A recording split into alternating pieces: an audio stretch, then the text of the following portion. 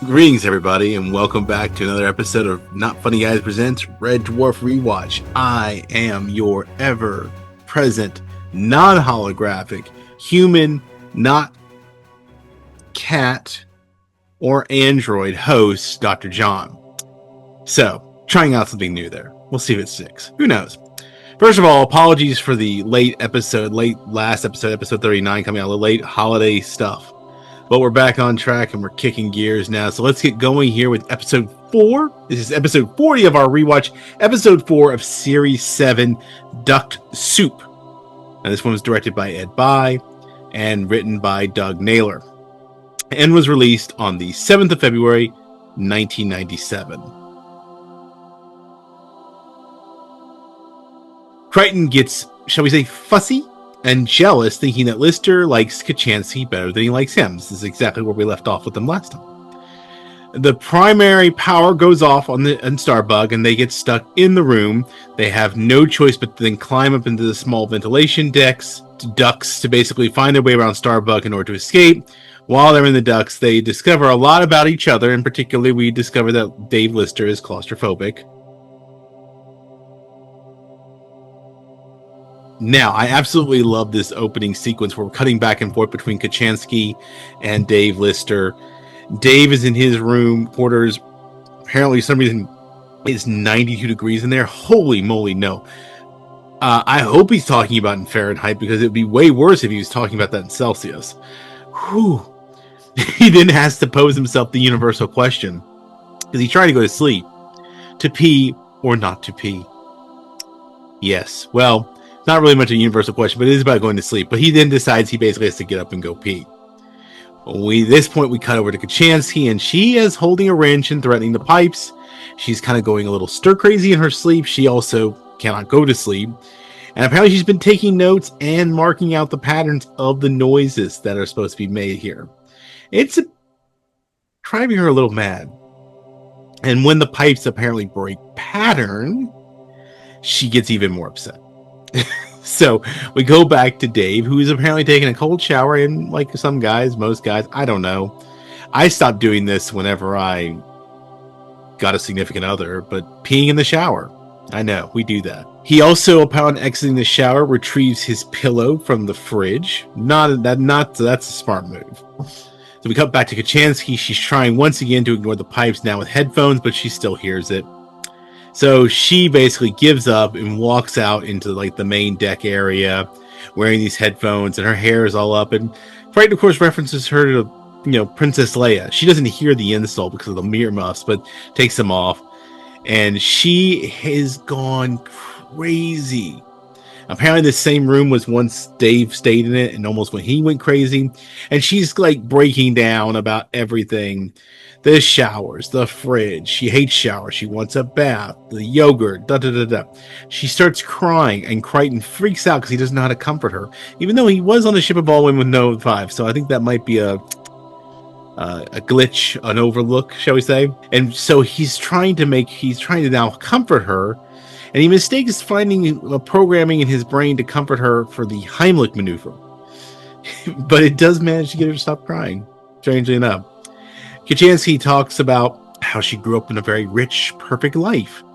Then she joined the Space Corps, and now somehow she's here. We then find out that Kat and Lister are in the laundry room, because Kochanski was explaining that if the men ever find out about when her laundry is being done, they'll be lining up to watch her knickers in the dryer. Cut to Kat apparently being a regular doing this, and Lister has joined him mainly because he's doing his laundry. Also, he can't sleep. But I love the part that the cat's a regular. And Dave starts reading a comic book. Crichton walks in on them. He's arguing while they're arguing back and forth about Lister claims he's gotten more mature. And they're having a whole debate about that when Crichton walks in on them. And we come to find out that he has accidentally shrunk her little red jumpsuit we met her in the last episode about. Lister leaves. He walks in on Chris, now back where she was in the galley, eating canned peaches, still kind of crashing out. She can't have a bath, but Dave apparently has remedied this. He has made a bath little container for her, filled it with water. He's willing to give her his quarters for the night. Crichton walks in on them, and he flips out that they're together. Cuts to a paranoid version in his brain about they're all dressed up and they're giving him his walking papers. And then something about describing about the fourth law of the universe is that you settle down with a woman, she gets rid of all your mates, and apparently Kat is next, and Krasinski has been packing his bag for weeks. And then they have some dinner party guests coming over, the Gelfs. Cut back to the present. Nobody else has experienced something Crichton. He's now furious, and of course no one knows why. Dave then realizes, as Kachansky's ready to take her bath, that he's not going to get to stay, which is exactly what Crichton was afraid he was going to do. While they're waiting for this, there is an incident all of a sudden where the ship rattles. There's a power flicks. They go to meet up. Kat, Crichton, everybody, they're meeting up. All of a sudden, they're waiting for backups to come in. They go back into the same room, and all of a sudden, the backups go out. And they have to go now use the service ducts to find a way to restart them. And Crichton actually admits that he was tampering with something and accidentally may have done this. So when they start talking about going up into the ducts of the shower, you can visibly sort of see that Lister's getting a little uncomfortable with this. This is his claustrophobia, as we will come to discover. So we get into the ducts, we're moving through the ship, and Dave now openly is starting to freak out. Apparently, Chris claims that she knows is from her Dave, the others does not, and it's all a game of kind of who knows each other best. She then manages to distract Dave by talking about how the other her Dave Lister, was gay. And that they never really went together after the little time that they had, and tries to convince him. He then tries to convince her that he's straight, and she is doing a great job at distracting him. It's working.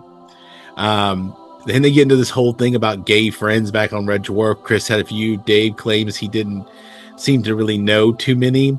She even claims that Todd Hunter, our former first officer, was gay in her world. And then Dave finally clues in that she's been trying to distract him the whole time with this basically secret gays, apparently. And it worked. However, Crichton and Kat come back. They need Chris's help with some screws on a plate. Kat is now left with Lister and proceeds to ruin it. Everything that Chris did, because everything he wants to talk about is the claustrophobia. Boy, it's really cramped and cooped up in here. Lister comes clean about how this sort of, phobia and claustrophobia first emerged. He was with a woman, but she was seeing somebody else. They were in the warehouse making love. He got locked in a crate buck naked. Thought they were going to throw him in a lake. He begged for his life. He was released in the middle of a performance of Important Being Earnest by Oscar Wilde. I can never help. That's so good. Back with Chris and Crichton, they're talking about Dave not being well, and so it's like Chris's way of saying she knew something that Crichton didn't. And then Crichton's like, well, he tells us everything. And she's like, everything? Even about the rusty gate? And of course, this is supposed to be something super embarrassing. And she tells him about this being what it sounds like, the way she makes love, the noises she makes when she has been making love to. And Crichton's like, nope. Just told him about the rusty gate his grandma had. And then he files that away under blackmail anecdote in his brain. Then Crichton calls her out for like having feelings for Dave, and Dave having feelings for her. Like, he can see it. Apparently Dave is looking at her like, a candy bar. He wants to get the wrapper off and get to the salty bits. It sounds like somebody needs a Snickers, basically. Back with Lister and the cat, they now hear this noise. Cat said, I hear a noise, or roaring, a watery kind of roaring noise. And Lister puts it together as the recycle water coming through. They basically avoid that. They get back in the tunnels. He hears another noise, a swirly noise. It's the dryer that comes after the recycle backwash. They finally get reunited. Lister gets a little bit of drugs to help him calm himself. And then they kind of start to realize the ship must be off course because everything's getting really, really hot. And they obviously are heading towards some sun that was off course from us, but they may have gotten knocked off course and so might be heading towards us. So now they're in a real time crunch. Crichton comes clean that he made all of this happen, all because of his jealousy towards Chris and Dave possibly getting together. Reveals his irrational fear of being alone. Dave decides to sort of save the day. They're going to use the water recycle as a propel them and they get on a panel, get to the end of the tunnels, they get out, they drop back down, they're in their own quarters again. They're literally back where they started. They've gone nowhere. And then Crichton was reading the map upside down. And then Crichton also reveals he also made so the doors weren't really locked. So the whole journey was pointless. Except he then realizes that maybe it wasn't pointless because now Chris has gotten to know them better. And while Dave and Kat go off to course correct the ship, he figures out, why is she not mad at me? And he starts talking to her about it. It's like, oh, you learned valuable information. Well, really, she's come up with a therapeutic solution to her problem. She starts whacking him on the head and having him repeat all the polite noises as he falls down. Cut to scene. I love it when we get back into a rhythm here. But next time we will have Blue. So come back and join us for that one. In the meantime, we do have some stuff. Please write, like, subscribe, share, comment. And if you want to help out with some of the decision making, please write us at notfunnyguys.offthereels@gmail.com. We have that in the description and the ticker here. We have all our social medias down below as well. Please write us in. You can not only just write in about this show, what we're doing here over on YouTube, but you can also write in about any of our other programming.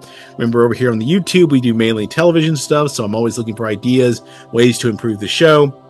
But you can also write us about and check out all of our other products, and we have 3. So we have our main podcast, Off the Reels. Not Funny Guys presents Off the Reels. Over there, we do movies. Right now, we're on a franchise picked by Eric. We're looking at the Jurassic Park films. We just put out the first episode, and we're moving on to The Lost World. That will be interrupted at some point by our Christmas special, but I think that will carry us into the new year, obviously. So check that out. If that's not your flavor, per se, you should check out my other Not Funny colleagues, Casey and Eric, and check out their podcast they do called Wrestling with the Horror of It All, where they talk about wrestling and horror films. So check that out. A little genre specific, sort of little niche. But if you want even more niche than that, you should check out me, Dr. John, and our Not Funny gal, Dr. Kristen, over on our Not Funny Guys Presents Thinking About Thinking, where we specifically get into weird academic stuff like AI. We just did our latest episode was about the 2013 film Her, where we talked about AI identity and the whole film itself and what is it saying about where our culture is now, even though it's been 12 years since that film came out and it feels a little too real now. So please feel free to check that out. But as I said again, please like, subscribe, share, comment, all that good stuff. Help this channel grow. We really appreciate all of you who tune in. But in the meantime, and until next time, don't be a smeghead. Keep it not funny, and I'll see you then.